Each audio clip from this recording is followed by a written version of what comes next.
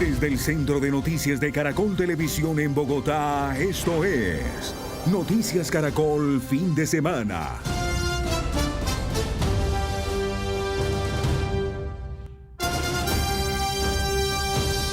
Buenas tardes, bienvenidos a la emisión del fin de semana de Noticias Caracol. Comenzamos con la preocupación por las cifras de accidentes en las vías del país. En una semana, y ojo a esto, van más de 180 siniestros viales que han dejado decenas de personas fallecidas y otras lesionadas. Alejandra, el departamento de Cundinamarca es uno de los más afectados. En las últimas horas, un camión cisterna se volcó en la vía Bogotá-Girardot. 2 personas fallecieron. Esteban Bejarano, ¿cómo está el panorama en las vías y qué se sabe sobre este siniestro?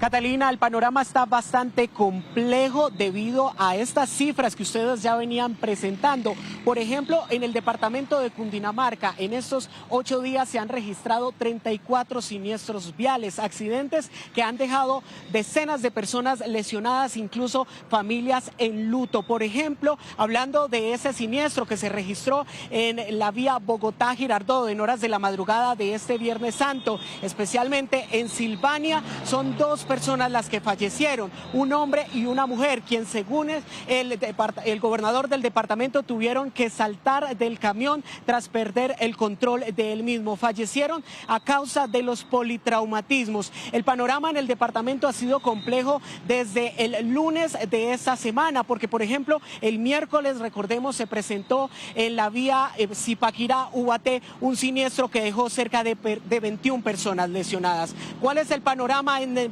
Cundinamarca y en el país? Aquí se los presentamos.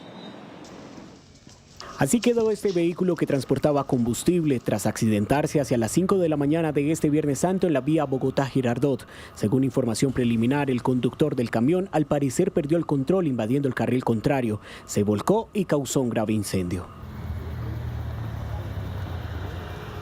Este accidente se registró en la vereda Azafranal del municipio de Silvania, en el kilómetro 85+500. Cuando hace la maniobra, pasa al separador y va en el sentido Bogotá-Girardot, pasa al separador y queda sobre la vereda Azafranal. El camión quedó envuelto en llamas y el derrame de combustible provocó que el incendio se propagara hacia la vía terciaria del sector Divino Niño, afectando cobertura vegetal. El incendio fue controlado inmediatamente sobre las 6:20 de la mañana con los bomberos de Fusagasugá.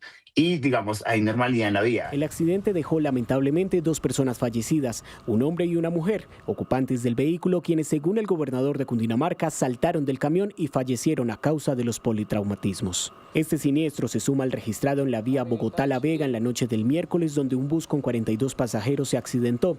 19 resultaron con lesiones y fueron trasladados a centros asistenciales. Según el primer informe entregado por la Dirección de Policía de Tránsito y Transporte, la causa preliminar sería una falla en el sistema de frenos. En la vía Bogotá-Zipaquirá-Ubaté, el miércoles en la madrugada, otro grave accidente. Un tractocamión, al parecer sin frenos, colisionó contra varios vehículos que esperaban su paso en el peaje Casablanca. Tras el impacto se presentó una explosión que dejó 5 fallecidos y 21 lesionados. 27 de marzo al corte de hoy a las 00 horas tenemos 34 siniestros viales, de los cuales al momento tenemos lamentablemente 12 personas fallecidas, más de 85 lesionados. En otros departamentos como Valle del Cauca, un vehículo cayó a un abismo de aproximadamente 40 metros de profundidad en la vía El Queremal-Borrero-Ayerbe, en el kilómetro 38. 3 personas fallecieron, mientras que en Caldas, en la vía Cauyá-La Pintada, el conductor de un vehículo tipo camión omitió la señal de pare y realizó maniobras peligrosas durante su desplazamiento. Perdió el control, se salió de la vía y cayó a un abismo. El conductor falleció. Son cerca de 180 los accidentes en las vías del país durante esos 8 días, un panorama que es complejo para las autoridades de tránsito en atención a esas emergencias. Para conocer más detalle de ese panorama nos encontramos con el coronel Edwin Argüello, él es el director encargado de la Policía de Tránsito y Transporte. Bienvenido. ¿Y qué es lo que está pasando en las vías? ¿Qué otro balance hay? Bueno, Esteban, tenemos esta Semana Mayor 188 eventos que se han presentado a lo largo y ancho de los corredores viales. Adicional a eso, tenemos 234 áreas de prevención en todo el país, áreas de prevención activadas con nuestros usuarios de vía realizar diferentes actividades, una de ellas seguir en la reducción de los eventos lesionados y lo más importante, que personas no pierdan la vida esta Semana Mayor. Veíamos, coronel, que el departamento de Cundinamarca es uno de los más afectados, pero que otros territorios en el país pues presentan también estas cifras altas. Bueno, estadísticamente priorizamos de los años 2021 en adelante departamentos como Antioquia, Cundinamarca y Valle, los más grandes por extensión, los más grandes por el flujo de la movilidad. Hoy estamos enfatizando, ya que no tenemos restricción, nuestro plan freno, que es un plan que nos permite controlar los eventos de velocidad y los eventos que se pueden presentar especialmente con transporte de carga, servicio de pasajeros, nos permite al momento dar un parte un poco más positivo. Coronel, muchísimas gracias. El llamado de las autoridades es importante, manejar con precaución durante este plan retorno de Semana Santa para evitar que estas cifras sigan aumentando.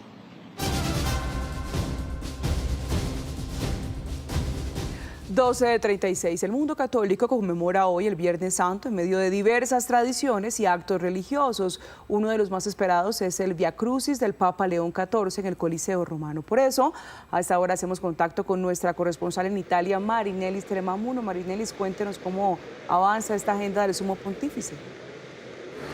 Así es, aquí en Roma el Papa León XIV sigue marcando su estilo en el primer tríduo pascual de su pontificado, en donde a las 5 de la tarde presidió la celebración llevada a cabo en la Basílica de San Pedro, que recuerda la pasión de Cristo, pero la atención del mundo está ubicada en este momento en el Coliseo, pues a las 9:15 de la noche se va a llevar a cabo el tradicional Vía Crucis, en donde veremos además un hecho histórico, porque es la primera vez que un pontífice va a acompañar el recorrido de las 14 estaciones, y no solamente lo acompañará, sino que además va a cargar la cruz.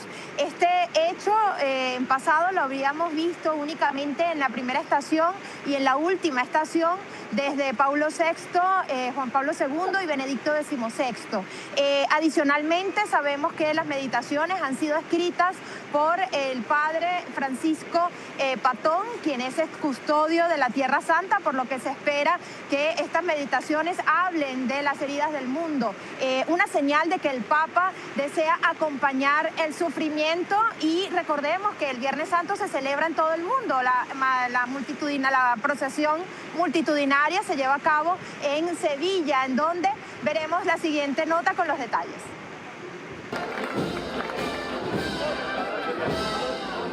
El Santo Sepulcro, la Virgen de la Macarena y otras imágenes religiosas recorrieron las calles de Sevilla durante la madrugada. Alrededor de 15.000 fieles se movilizaron a lo largo de la ciudad cuando el reloj marcó la medianoche. Este año, el cortejo batió sus propios récords con más de 5.300 personas, haciendo posible la procesión entre costaleros, capataces, músicos y personal logístico. La magnitud de esta tradición data del siglo XIV, genera emociones, lágrimas y reflexión entre los asistentes. En distintas partes del mundo se realizó la también conocida como Procesión del Silencio. Como todos los años, se representa la pasión y la muerte de Cristo. En Alemania, la tradición se mantiene intacta. Señor, en tus manos encomiendo mi espíritu. En la capital francesa, fieles conmemoraron este Viernes Santo a las afueras de la icónica Catedral de Notre Dame. En Tierra Santa, el patriarca latino de Jerusalén, el cardenal Pier Battista Pizzaballa, celebró la Santa Misa en la iglesia del Santo Sepulcro.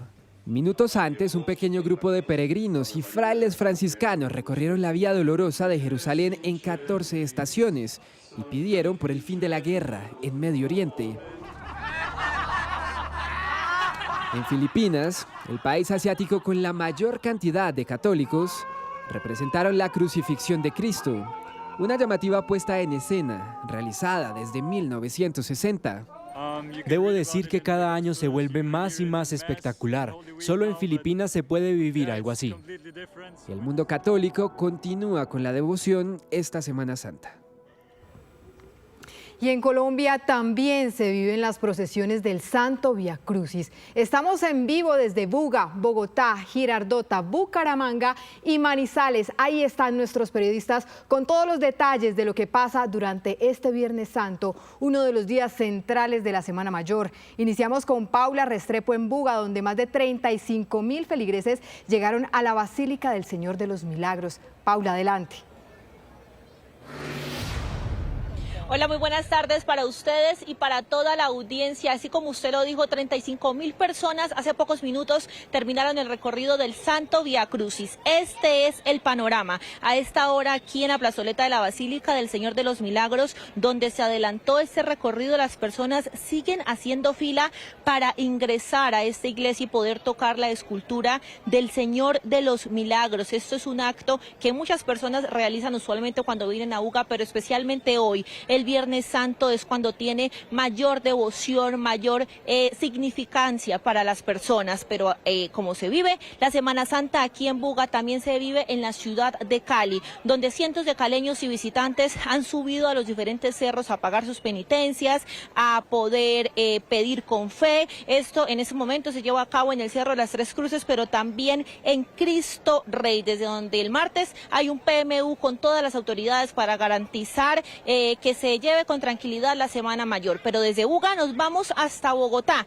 donde está mi compañero Pablo Arango en el Cerro de Monserrate. Pablo, buenas tardes. ¿Cómo se adelanta la Semana Mayor el Viernes Santo en Bogotá? Hola Paula, ¿qué tal? Muy buenas tardes, qué alegría saludarla. Mucha gente allí en Buga y aquí en el centro de Bogotá, en Monserrate, también muchísimas personas. Día de reflexión, día de penitencia, muchos feligreses subiendo aquí al centro de Bogotá. Recomendaciones especiales para llegar muy hidratados, con buen tiempo y para comprar los tiquetes. Y van a subir en funicular precisamente a través de la página web. Estuvimos hablando con algunos feligreses que llegaron a Monserrate, que disfrutan de este Viernes Santo, y escuchemos lo que nos dijeron. Vine con mi familia, mis papás, mi hija. ¿Por qué venir? Pues para continuar con la fe, el legado del catolicismo y pues obviamente pues para enseñar a la niña las creencias de la familia. No, chévere. ¿Por qué venir? Porque pues para aprovechar el tiempo en familia, descansar, ver algo diferente. Mi hija no conocía Monserrate, entonces venimos a que conociera y nada, reflexionar y salir un poco al aire libre. Me ha parecido muy bonito visitar el Cerro de Monserrate, bastante gente, en los cables muy buena la atención y todo chévere. A las 4 en punto de la tarde va a ser aquí el Vía Crucis, justamente en Monserrate. Tener mucho cuidado con los menores de edad, teniendo en cuenta la cantidad de personas que están llegando. Hay una escarapela que se puede firmar con el nombre de los menores de edad. Nos vamos para Antioquia, para Girardota. Está Erika Zapata con toda la información. Erika, muy buenas tardes. Pablo, muy buenas tardes. Yo los saludo, así como usted lo decía, desde el municipio de Girardota, área metropolitana del Valle de Aburrá. Estamos en la iglesia del parque principal. A mi fondo estamos viendo la imagen del Señor Caído, imagen que es visitada por muchas personas, por todas estas personas que llegan desde diferentes municipios del departamento de Antioquia. Caminan durante varias horas para cumplir penitencias. La familia Castañeda lleva más de 2 horas caminando para llegar al municipio de Girardota.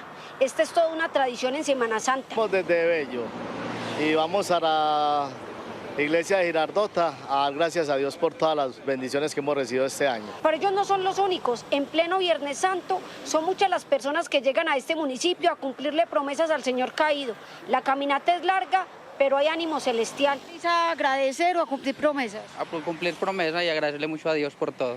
¿Promesas por qué? Por todo lo que me ha dado, por todo lo bueno, por todo lo malo. Hay que agradecerle mucho a Dios. En las cosas de Dios es mejor ser correctos y por eso estos peregrinos cumplen la caminada como se debe, sudando y con el calor pegando fuerte. ¿Falta esa caminata con este calor? No, pero hay que hacer el sacrificio. ¿Por cuál promesa?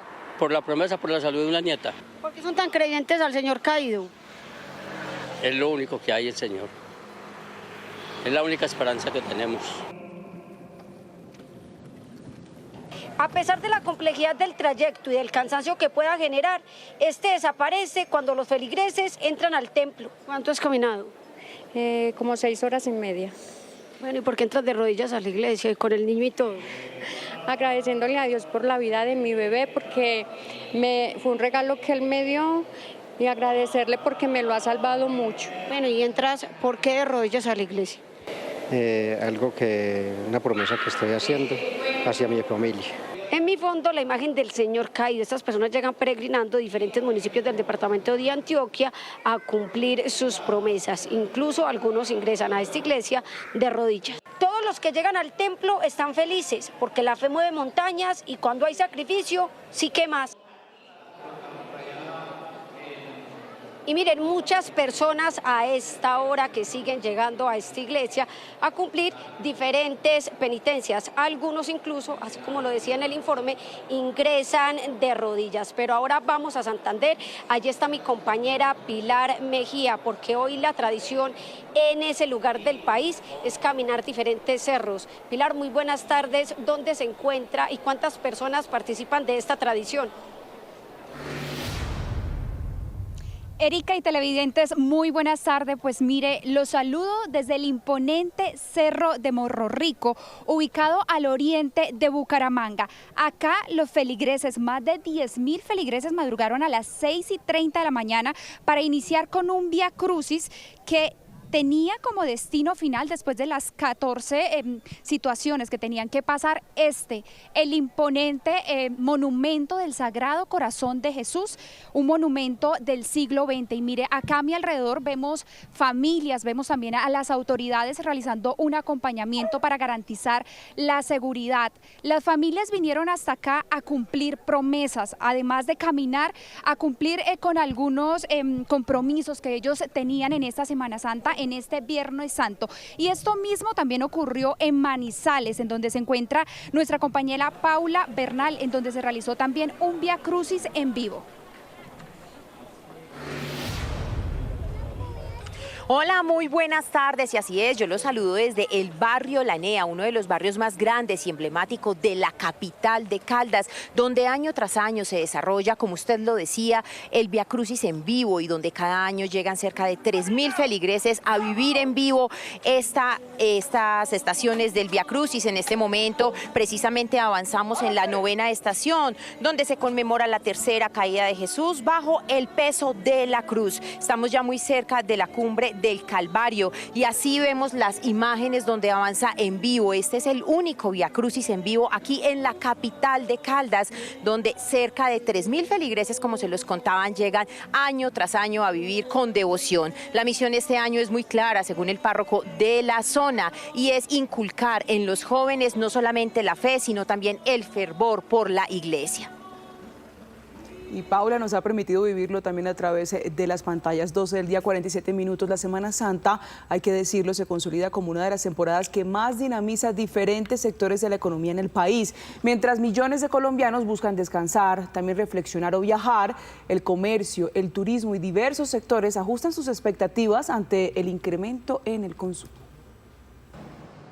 En Semana Santa no solo se fortalece la fe, también se mueve la economía y el bolsillo de los colombianos empieza a sentirlo. Según Fenalco Bogotá, quienes se quedan en la capital gastarán en promedio 400.000 pesos. Mientras el 53% planea descansar, un 15% aprovecha estos días para fortalecer su fe. Una temporada clave para el comercio religioso que puede concentrar hasta el 70% de sus ventas. Pues acabo de salir de la iglesia y ahorita pues voy a caminar ya que puedo hoy, y está el día como bonito.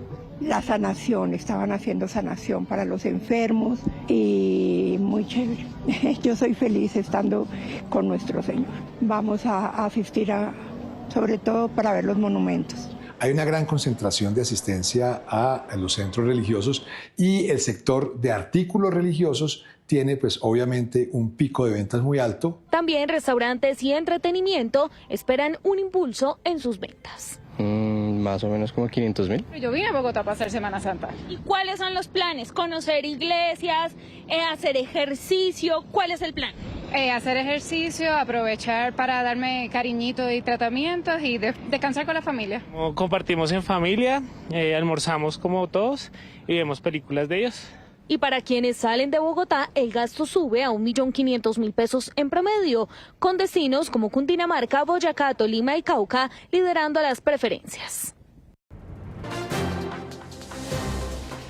12:59 de la tarde en Colombia. A esta hora en el mundo es noticia la misión Artemis II, que continúa su camino rumbo a la Luna.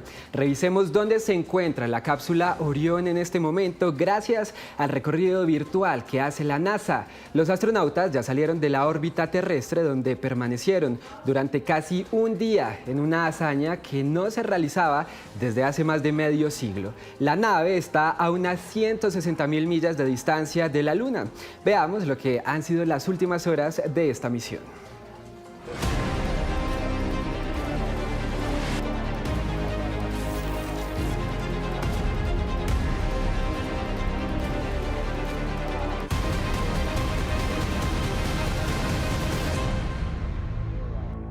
Son las primeras imágenes tomadas desde el espacio de Artemis II. Así se ve nuestro planeta en medio de un viaje histórico. Tras abandonar la órbita terrestre y a medida que se adentraban en el espacio profundo, los 4 astronautas reconocieron su fascinación con lo que sus ojos eran testigos. Se podía ver el globo entero de polo a polo, se veía África, Europa y si uno miraba con atención incluso la aurora boreal. Fue un momento espectacular, nos dejó a los 4 sin palabras. Reed Wiseman, Victor Glover, Christina Koch y Jeremy Hansen encendieron el motor de su nave Orión para emprender a toda velocidad el camino hacia la Luna y sus misterios. Estábamos preparados para la posibilidad de no poder ver la telemetría, incluso para no poder usar los interruptores, pero la navegación fue muy suave. Pese a ajustes técnicos, la inyección translunar fue todo un éxito, es decir, la maniobra de propulsión que en 5 minutos y 52 segundos marcó el último encendido de motores para continuar hacia el satélite y rodearlo.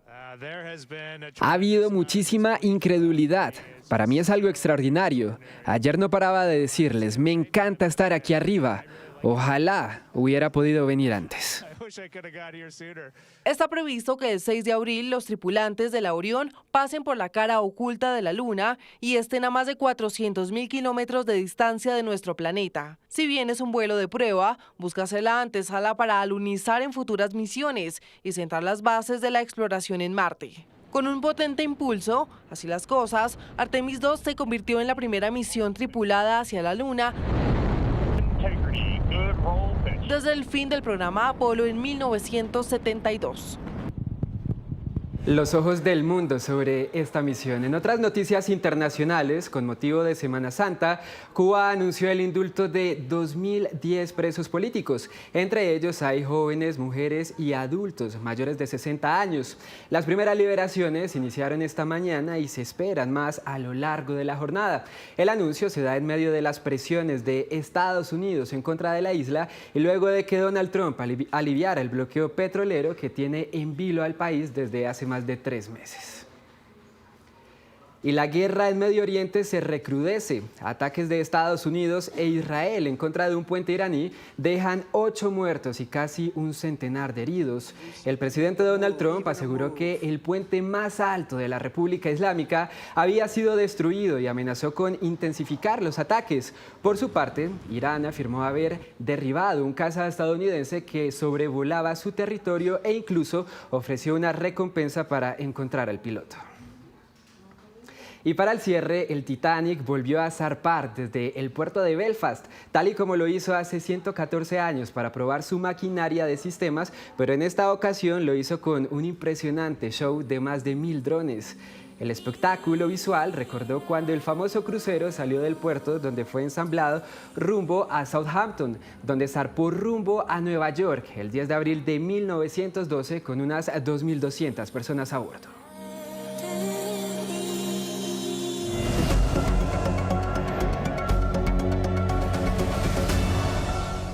Y a la 1:04 p.m, activamos el radar de la política del fin de semana con el llamado que está haciendo en medio de esta Semana Santa la Iglesia Católica para desescalar el lenguaje en la campaña. Piden que se prioricen los debates y las propuestas antes que las confrontaciones. Como un fracaso de la política, califica Monseñor Héctor Fabio Henao, obispo delegado para las relaciones entre la Iglesia Católica y el Estado colombiano, que la protagonista de la campaña venga siendo la agresión entre candidatos y seguidores. Esta es una campaña que se atraviesa por las agresiones, las violencias, el lenguaje de odio. Es realmente un fracaso de la política. La política es el escenario para superar esas posibles agresiones y para aprender a relacionarse de una manera distinta. Dice Monseñor que la Semana Santa es el momento idóneo para hacer una reflexión. Muy oportuno reflexionar sobre este tema en el día de hoy, Viernes Santo. Es un día en el cual recordamos a Jesús que muere justamente crucificado inocentemente por una sociedad que es manipulada, que es lanzada hacia la violencia por actores que no quisieran de ninguna manera escuchar una voz diferente. Bueno, en eso hoy se hace una realidad. Cuando no vemos al contradictor político, sino solamente como un enemigo. Por eso el llamado desde la Iglesia Católica a priorizar el diálogo. El llamado es a que prime la democracia, a que prime el debate, a que prime el diálogo. El diálogo es el camino, el debate es el camino. Estamos en un momento en el cual la sociedad quiere escuchar distintas posiciones. A los candidatos que piensen en construir país. En este momento lo que se pide es que desde todos los horizontes se aporte una perspectiva que puede ser constructora de sociedad. La Colombia requiere capacidad de diálogo y de reconciliación. Es un país que ya requiere urgentemente que desde la política se lancen puentes para construir capacidad de escucha y capacidad de debatir sin agresiones. Las elecciones de primera vuelta en Colombia son de este domingo en 8 semanas. Un llamado al que también nos unimos desde Noticias Caracol. Y cambiamos de tema porque durante esta Semana Santa son varios los candidatos presidenciales que decidieron hacer una pausa en sus campañas para visitar las ciudades históricamente conocidas por sus actos litúrgicos y para tener, por supuesto, un espacio de reflexión. Miguel Uribe Londoño, por ejemplo, viajó junto a su familia a Buga, Valle del Cauca. Desde allí, el candidato recordó a su hijo Miguel Uribe Turbay y aseguró que esta semana es una expresión de su fe, que según él ha sido fundamental para enfrentar los momentos más difíciles de su vida. Y de Buga nos trasladamos inmediatamente a Popayán. Allí se encuentra la senadora y candidata presidencial Paloma Valencia. La candidata, en compañía de su familia, ha participado en las emblemáticas procesiones de la Ciudad Blanca. Además, estuvo en la iglesia de San Francisco para cumplir con su rol de síndica, es decir, la mujer que lidera el alistamiento de cada paso de cara a la procesión de la Veracruz, uno de los actos más representativos de la Semana Santa en la capital del Cauca. Y otro de los candidatos que estuvo en Popayán fue, por supuesto, Mauricio Liscano. Ustedes lo ven acá. El aspirante presidencial, en compañía de su esposa, compartió un mensaje de fe y reflexión. Dijo que es importante avanzar en la recuperación del país. Reiteró que Colombia necesita unidad y propósito, especialmente en momentos de reflexión como esta Semana Santa. Hasta aquí el radar de la política del fin de semana. A esta hora es noticia en el Tarra, norte de Santander, un nuevo hecho violento que tiene en alerta a la región. Una familia estuvo a segundos de la muerte tras un ataque con dron cargado con explosivos que impactó su vivienda en la vereda La Paz. En el lugar se encontraba una mujer embarazada, una adulta mayor y 2 menores de edad, quienes lograron salir con vida, pero tuvieron que huir en medio del pánico y abandonarlo todo. Hoy esta familia se suma a los 101.000 desplazados que deja la violencia en esta región. Las autoridades alertan por el uso creciente de drones como método de ataque por parte de grupos armados ilegales, una amenaza que sigue golpeando a la población civil en el Catatumbo. A esta hora en Atlántico, la policía se encuentra tras la búsqueda de 2 sicarios que asesinaron a un adolescente de 17 años de edad quien laboraba como domiciliario en un establecimiento comercial ubicado en el barrio Nuevo Horizonte del municipio de Soledad. Hasta ese lugar, según testigos, habrían llegado estos delincuentes quienes dispararon contra la víctima y luego huyeron de la zona. La policía ya dispuso de un equipo especializado para esclarecer este hecho y poder determinar si estaría relacionado con el delito de extorsión. A esta hora es noticia que el Metro de Bogotá ya llegó a su etapa, su recta final, cumpliendo 3/4 partes del proyecto. Esto significa que el avance ya llegó a más de un 75%. Y es que quiero que ustedes vean estas imágenes. El viaducto construido, hablamos de 11 kilómetros, patio taller y otras estructuras claves con avances del más del 80%. Y es que esta etapa se convierte en decisiva para el metro, esto para cumplir este cronograma. Y es que esta obra, este proyecto de movilidad, entre en operación para el año 2028. De esta manera terminamos. Estas fueron las noticias. Nos vemos a las 7 de la noche con una nueva edición informativa. Ya viene Grandes Historias de la Biblia, Moisés. Somos Noticias Caracol. Primero la gente. Buena tarde.